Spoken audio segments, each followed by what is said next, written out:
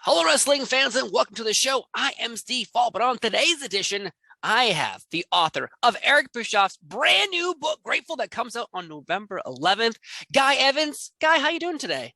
I'm doing very well, Steve. Thanks for having me on the show. I love your accent. But You're not the first to say that. I was saying I'm distracted by your accent already. Did it get suddenly hotter in here? But thank you so much for being here, because this is very interesting. Eric Bischoff having a second book. Now, we had Controversy Creates Cash in 2006, and everyone enjoyed that. So a second book now. Why do you think Eric needed a second book to come out now?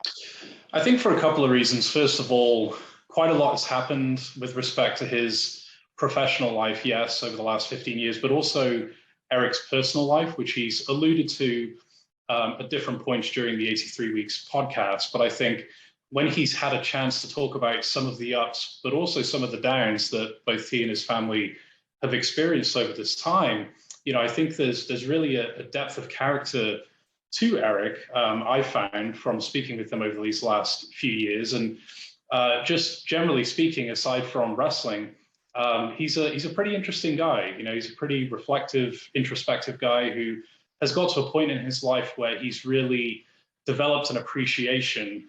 He's really become grateful, one might say, for all of the trials and tribulations and the successes and everything that comes along with it that he's experienced both in and outside of the wrestling business. So I thought, just on a personal level, Eric actually has quite a lot to say, and quite a lot of things I think he can impart to readers of the book that perhaps that wasn't the case in 2006 or 2007 with the first book.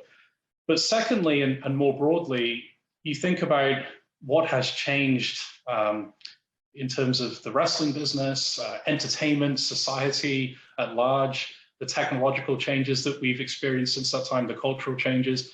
All of these things Eric has opinions about, as I'm sure you know. All of these things he's pretty well informed about.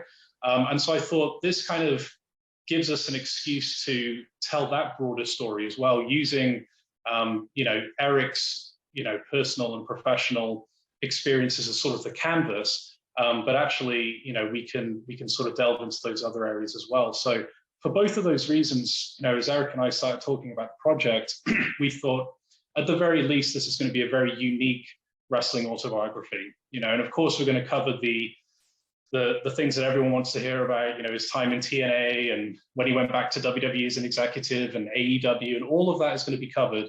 But we think, with this added perspective, hopefully people will go away and say, you know what, I've never quite read a wrestling book like this one. And that's kind of what we're aiming for. Now, you say that, a wrestling book that's not like the rest. Your first book that kind of put you on the map for at least me and a lot of wrestling fans, The Incredible Rise and Collapse of Ted Turner's WCW, which is the most researched wrestling book I have ever taken part in, and I've read them all. I've read the Hulk Hogan book where suddenly Andre the Giant was like 900 pounds. Not factual. I have read many different books, but that WCW book obviously caught Eric's eye, because even on his 83 Weeks podcast, he started bringing it up. And I'm like, what is this book he keeps talking about? Eventually, I got it. I purchased it. I took a part and read it. And the research is incredible. How long did it take you to compile all that information in a book about WCW, a brand that was dead for 20 years at this point in time, but yet you, an author, someone very passionate clearly about this project, put in a lot of work to get it done? So how and why did you want to make a book about WCW, and how long did it take? Wow. Well, believe it or not, it was about 3.5 years from inception to completion. Wow. I started interviewing people for the project in about January of 2015, and it first came out in July of 2018. And subsequent to that, we've had, the audiobook has been released. We just came out with the expanded hardcover edition, which adds some bonus chapters and some other things, which I'm sure we'll talk about. But the book came out in 2018, so about 3.5 years. I had been sort of considering the idea for a year or two prior to that, so it had kind of been, the cogs had been turning for a little bit longer as well. If you think back to when the book first came out, actually, it's kind of interesting now, because I'm so grateful myself that the book has made such an impact and reached people like you. But I think the consensus opinion at the time was, wow, another book about the Monday Night Wars. Like, what else could possibly be told about this story? What is this going to be? Just a blow by blow, week by week, this guy pinned this guy and so on and so forth. Yeah. And of course, a lot of that had happened already. And so to answer your question in terms of why, I thought, there's a lot of elements to the WCW story that actually haven't been explored that much. This was my thinking prior to the Nitro book.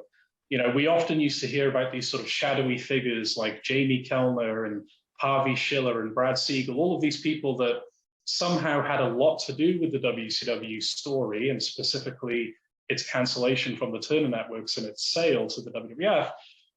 But it was rather curious to me that we never actually got to hear from these people. We would hear them be referred to by others, and we would read speculation as to what their motivations were. But I thought it was quite odd that we never actually got to hear from them themselves. And so, first and foremost, I think people, if they haven't read the book, should understand that Nitro is a book informed by over 120 interviews of former TBS and WCW employees. And then we sort of add to that a whole host of, data and what I would call sort of objective, sources of information, financial statements, company memos, internal documents, things of that nature, to try to present, as complete a picture of the Nitro era as possible, and actually answer some of those questions that prior to the book, I would argue was sort of had yet to have been answered.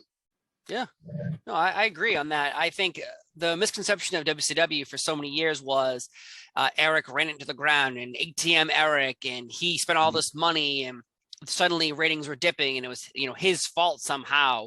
And yet I interviewed Eric Bischoff, and he said when he first read the book, there were some unflattering things about him in the WCW book you wrote. And yet here we are talking about working with Eric. So how did this partnership come together? Because he obviously was very supportive of the book, because on his podcast he kept giving it free publicity, and even some weeks Conrad would use that as the guide through whatever episode and topic they were talking about. So obviously your book has numbers and documentation that it may even Conrad go, we need to use this.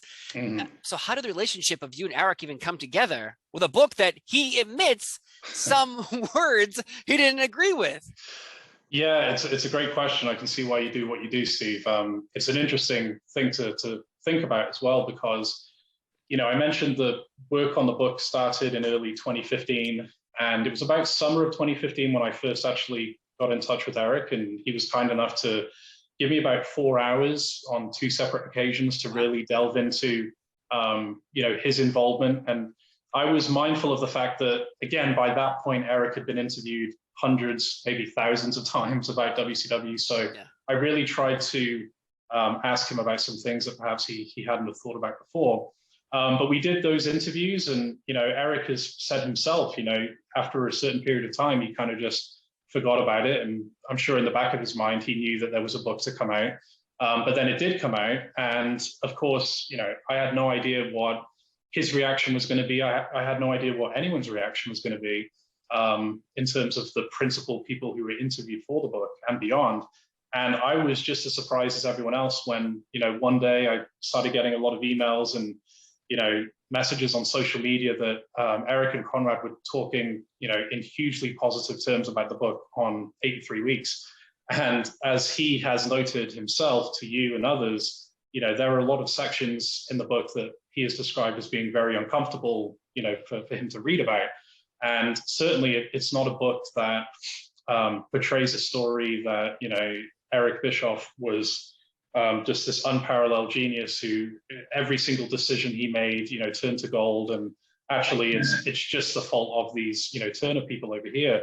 What I really tried to do, Steve, to be honest with you, is always go back to the central question, which is what actually happened here? What is truth? What was the reality of the situation?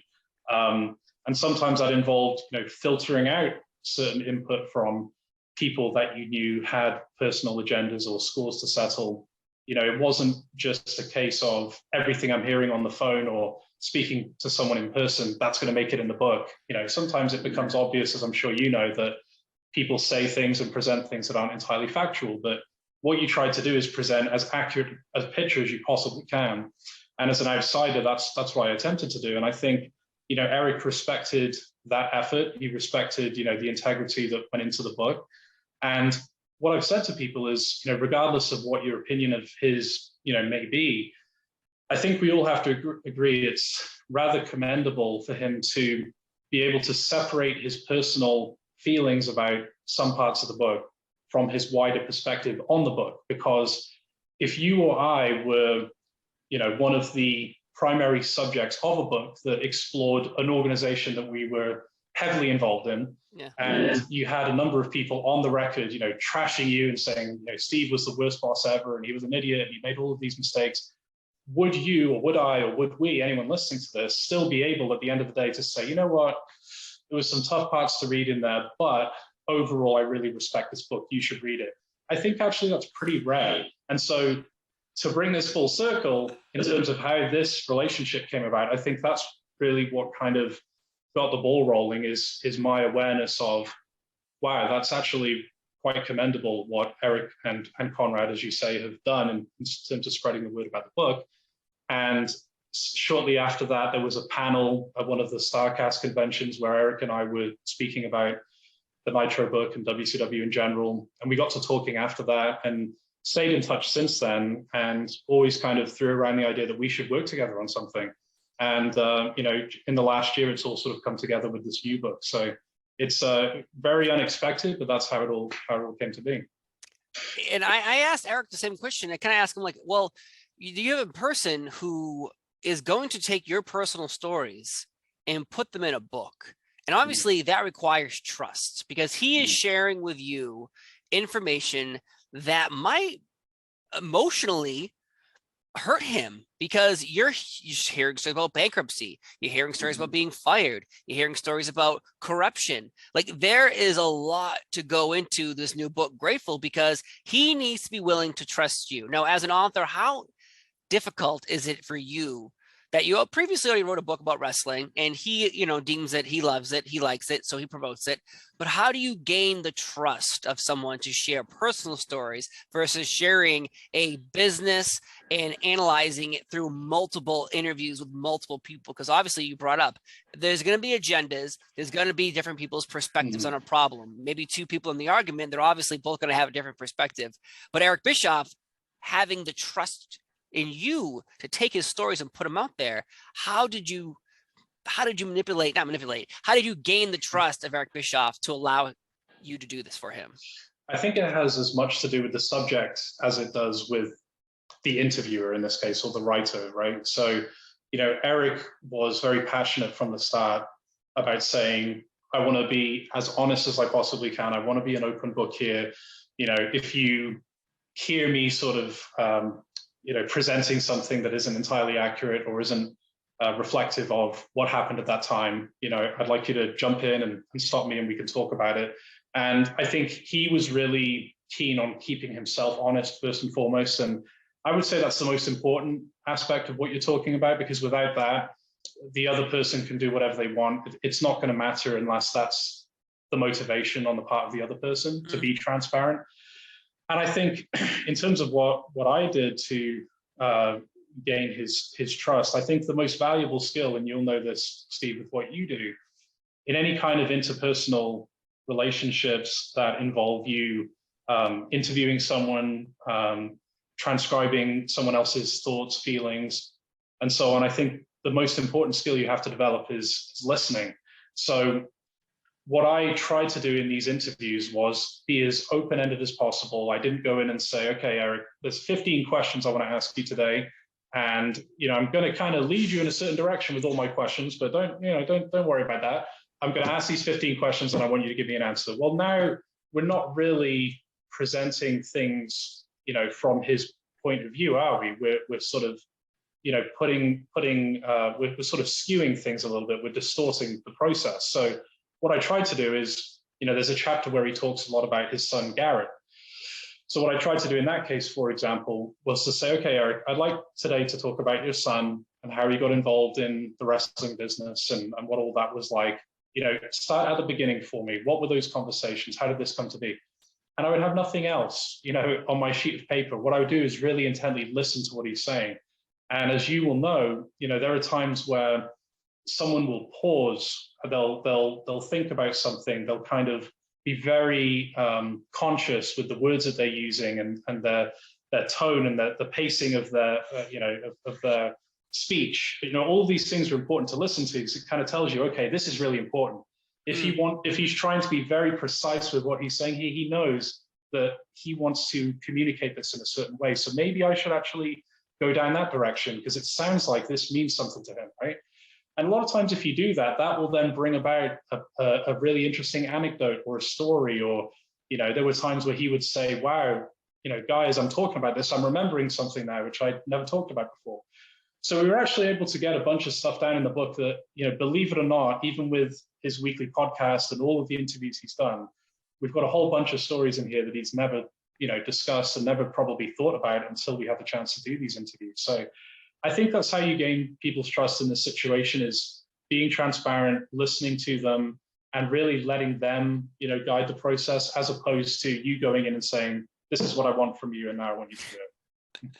Yes, as you know, I interview wrestlers, and sometimes you do have to lead them down a path, because some people aren't willing to share a lot of personal things. And I've done some interviews where I let the person just keep talking, and they've said some things that made headlines that I was like, I can't believe so-and-so just said that, and I didn't ask that question. They, it'd be like a simple, oh, are you offended by, storylines that are too real?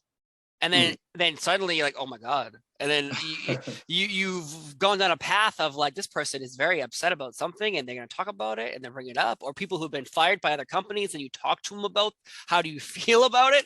Some are very delicate because they don't want to piss off the people they just work for, but other people are like, screw that person, and they go flat in straight at you, guns a-blazing, and you're like, I didn't expect you to say those things, but you have. But about this book, though, there's got to be topics that must be very difficult to talk about. And what do you, not to spoil anything in the book, but was there a topic that was very difficult to get Eric to open up about? Well, I think, no one wants to talk about their personal and professional failures, right? So when you bring up something like filing for bankruptcy, I'm sure when I mentioned that, he didn't say, yeah, let me put a pot of coffee on and let's make this a 3-hour, marathon talk. So, I know that was something that the first time we discussed it, I think we kind of glossed over it, and I kind of said, okay, I'll revisit that one, because maybe today's not the day, it's not the time, it's not the place. And what I would sometimes do in situations like that was I would say to Eric, you know what, when you're next at an airport, or you have some downtime at home or whatever, or you're walking your dog outside, how about you just pick up your phone and record a voice memo about this subject to me, and just take your time. And like, if you can't find the right words, just hit pause or restart the thing or whatever. And if it's 2 minutes, great. If it's half an hour, great. I'll listen to it. I'll see what we can use and put in the book. And often that was actually the way around some of those things, because it's a different level of pressure when I think you're talking about something that might be embarrassing to you, or something you just don't want to talk about, and someone is directly listening to what you're saying. It's hard to find the words sometimes. You might feel like, is this other person judging me? Are they is this changing their view of me? Are they developing some thoughts that maybe I don't want them to? And I'm not saying that happened, by the way, in this case at all, but No. But I think just giving people the space to maybe, all right, maybe there's another way to do this. Maybe on their terms they can communicate this. That was also helpful in gathering the material as well. So it was a combination of interviews, emails, texts, Eric recording voice memos, and all of that we were able to kind of put together. And as I say, I think it's going to be a pretty unique book. So you mentioned it. I was just going to ask, the process of getting all this information out of Eric. You just said he was sending you voice messages, text messages, emails, whether Zoom calls, face to face. Like, so you have a whole process of multiple different ways of using technology to talk to each other. And so, were you face to face during this process, or it was all through technology? Well, one thing that really helped us, I think, was fairly early on, I'm in Tampa, so Eric's son lives in Clearwater, which is, pretty close to where I am, 15, 20 minutes away from where I am right now. And so there was a time about a month or two in where Eric was coming down here to see his son. And so we were able to meet up and have a good conversation. And that sort of further strengthened both of our beliefs. I think that this was going to be a project worthwhile and something that we really wanted to make special. So yeah, we were able to have that face-to-face time. And then it was a combination of all these other methods, as you mentioned, in terms of putting this together. And we actually still have, we're getting very low on time, but we have a little bit of time left to, if there was anything sort of earth-shattering, like, I don't know, if Vince McMahon, I'm just throwing this out there, right? If Vince McMahon was like to retire from the WWE, of course, this would never happen. But theoretically, hypothetically, if this was to happen, we have a little bit of time to get Eric's thoughts on stuff like that as well. So we are going to be adding a couple of things to the book, I think. Yeah, I asked him about that. He had some interesting perspectives that will be on NBC Sports Boston's YouTube channel coming up very soon. But that's a topic that he obviously wants to talk about as well, because that was one of his, I guess you kind of consider like a Batman Joker type of situation. His enemy at the time, I told him flat out when I was a child, I hated him. So hey, at least you're honest about it. Oh yeah, I told him when I was 10 years old and I would see someone with an NWO shirt on, I would be like, how dare you? You are hurting my WWF. Steve Austin and Bret Hart and Shawn Michaels, they need us. Like, what are you doing? He got a kick out of that because he's dealt with that a lot. Yeah. What was an easy topic though to bring up to him? Because obviously it's like, hey, Eric, remember that time you and Hulk Hogan, joined TNA? Some good memories, some bad memories. But what was a topic that you're like, hey, let's bring this up? He's like, let's do it. I think anything to do with the really close personal relationships. I think if Eric was to talk about his wife or his kids, some of his close friendships, these are really topics that he loves to talk about. I think anything to do with the business of the business, as he has dubbed it. Not necessarily, what's going on between the ropes, but if you get Eric talking about, how would you rate, the WWE's sort of ability to market itself right now to its target audience, or some kind of question like that in that realm, he'll talk for 6 hours about that. He loves that. And so, you have to find a balance, for sure, in terms of, I didn't really approach this in a chronological order and say, all right, 2007 is our starting point, Eric, so we're going to have to kind of go month by month here. I think that would have got pretty old pretty quickly. Yeah. And we would have sort of lost our enthusiasm for the project. So, there were times where we talked about, the Chris Benoit, double murder suicide. I mean, that's a horrible topic to talk about. It's kind of, you got to be careful about what do you follow that with, right? You can't say, well, now we put that to bed, tell me about something you're really happy about. So we talked about things like that, but then on the flip side, there were other things where, he was raring to go and had a lot of ideas of his own and was full of input for the book. So, again, I think there's, hopefully when people read the book, they'll see that there's an arc, to this book where you're going to see, we pick things up. It's after Controversy Creates Cash has come out. Eric is doing very well in the television business. He's had a hugely successful, I would argue, run with the WWE as an on-screen character. Oh, yeah. Financially, the guy is doing extremely well. But that, state of affairs doesn't continue. You'll see as the years go on and get into things like the dissolution of his television production business, the end of the TNA run, some of the, business sort of failures that he had around that same time.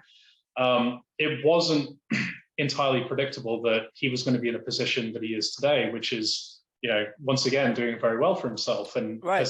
as he puts it, he feels that he hasn't made a complete comeback, but he's pretty close at this point.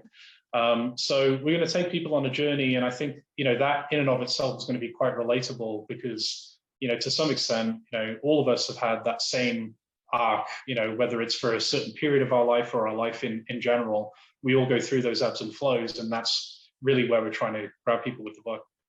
Wow. So what do you want readers to take away from Grateful that comes out on November 11th of this year, because obviously you could read it as a wrestling fan and enjoy the wrestling part of it, or you could enjoy it as a story of a man who has ups and downs and keeps plowing through them and hoping to come back up. There's so many perspectives and angles of this book that could be interpreted by the reader. But what do you, Guy Evans, want people to take away from this book when they read it? Well, I think people, hopefully, when they finish the book, they'll realize that the title of the book kind of refers to the outcome of this journey for Eric. It's not a sort of, kumbaya, I've been floating on a cloud for the last 15 years. I'm so enlightened, listen to me. That's, as you know, that's not him at all anyway. But he's got to this point, where, just listening to him talk about how he starts every day, where he's taking in the view from where he is in Wyoming with his dog and trying to think, what 3 things am I grateful for? Or, let me sit here and think about, how lucky I am, whether it's the fact that I still have my health, or I have my family with me, or I've had the experiences that I've had, the good and the bad. Those are things, that kind of perspective, I think, is quite rare in our culture at the moment. You don't hear a lot of public figures at any level really, talk that much about, don't focus on what you don't have. Don't be envious of other people. Don't be angry that things didn't go your way. Actually start with, what am I grateful for? What do I have that maybe people in this country or other countries would kill to have? How about you kind of start there? So I would like to say that, when people finish reading the book, they'll realize this is the kind of not the end point, but this is the current stage of this journey that Eric's on. And, I'd like to think that they'll say, okay, I feel like I know a lot more about some of these key wrestling stories now, whether it be TNA or going back to work with the WWE or what have you. But actually there's, maybe a couple of lessons here that I can apply to my own life, because, this guy, Eric Bischoff, he's actually had some really tough times, and he's had to, really, swallow a lot of pills that he didn't think he would be at a particular point in his life. And so if he can come back from that, maybe I can as well. Good books, I think, kind of do that. They kind of transcend their subject matter. So not to make it sound too grandiose, but obviously the wrestling fan is our target audience, but you kind of go about things like this in such a way where, if someone who wasn't familiar with the subject was to read the book, you'd like to think that they would be able to take away something from it as well. And that's kind of what I'm trying to do when I'm structuring this thing and putting it together, is trying to think about those people as well. Of course, man, I am excited for this book. And Eric did reveal something to me in my interview, so I guess I can reveal it here as well, because it's going to air. There's a QR code inside the book. Mm-hmm. I believe at every end of every chapter. Correct. Which will lead you, when you use the QR code, to an actual interview that you can. So this book isn't just a book where you're like, oh, that's a good page. No. You're literally going to get bonus from it. So I think this is, like we talked about, Eric did, but like, this is going to be revolutionary for all books across everywhere, because it's so hard when you think of a physical book. Like, people, that takes up space. I can get my Kindle, I can get my phone, I can read it on my, I just sit here and do this. Right. This book is going to, I think, bring back books. If no one gives this book, Grateful, any credit for its subject matter or stories, it needs to get the credit for creating the next evolution in books with QR codes.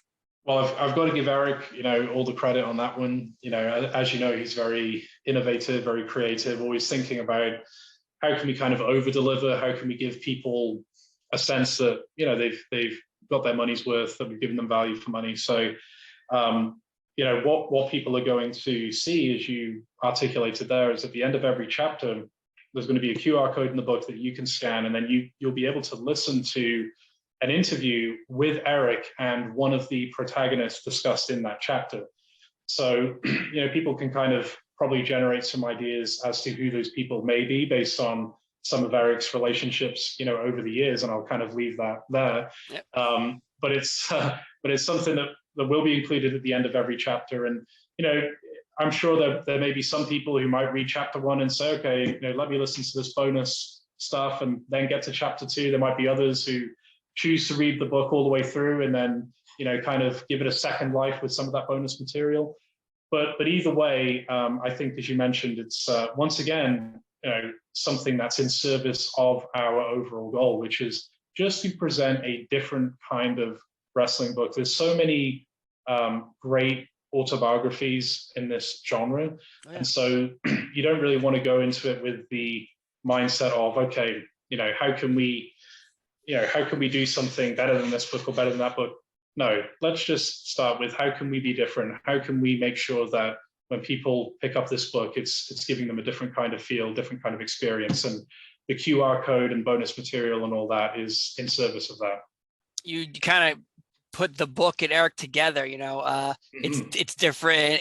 When you touch it, it's going to represent something that you might not be aware of. And that's how Eric Bischoff is in the wrestling business. Some people love him, some people hate him, but you can never deny what he has done for the wrestling business and now the book industry, folks. Guy Evans, thank you so much for being here, talking about this brand new book, Grateful, that comes out this November. Eric Bischoff's brand new book, The QR Codes. If you pre-order now, you get an autographed copy of this with Eric Bischoff. I hope you get to sign it too, Guy. I hope they let you do it. No, that's right. If people go to, it's very simple, bischoffbook.com. They can pre-order the book now, and the advantage of doing that is both Eric and myself will sign the book for you. Once the actual release date passes, I can't speak to whether or not there'll be any more editions of the book where both of us sign it. Maybe, maybe not, but that's not really in the pipeline. So what you want to do, if that's appealing to you, and I think it is, for Eric's signature alone, is go to bischoffbook.com. We have paperback version of the book, hardcover version of the book. Either one, if you order either one, you'll get it signed by both Eric and myself. And then the official release date is 11/11/22. But if you're interested in Eric Bischoff's career, if you're interested in what we've talked about today, I'd really encourage you to pre-order the book. That way you can kind of set it, forget it, and the book will be with you in November. It's almost time for Christmas. Oh my! Thank you, Santa. Thank you, Santa, Guy Evans, and thank you, Guy Evans. Not Santa, unless you are Santa and you're just hiding. Well, let's talk about that next time. That's the next sequel, right, the QR code with you and me and Santa talking to each other. Tim Allen. Folks, thank you so much for watching another episode right here with me, Steve Fall, talking to Guy Evans about the brand new Eric Bischoff book, 11/11/22, coming out. Autographs by both men, QR codes. I'm so excited. Guy, thanks for being here. And thanks for watching, folks. We'll see you next time. Bye.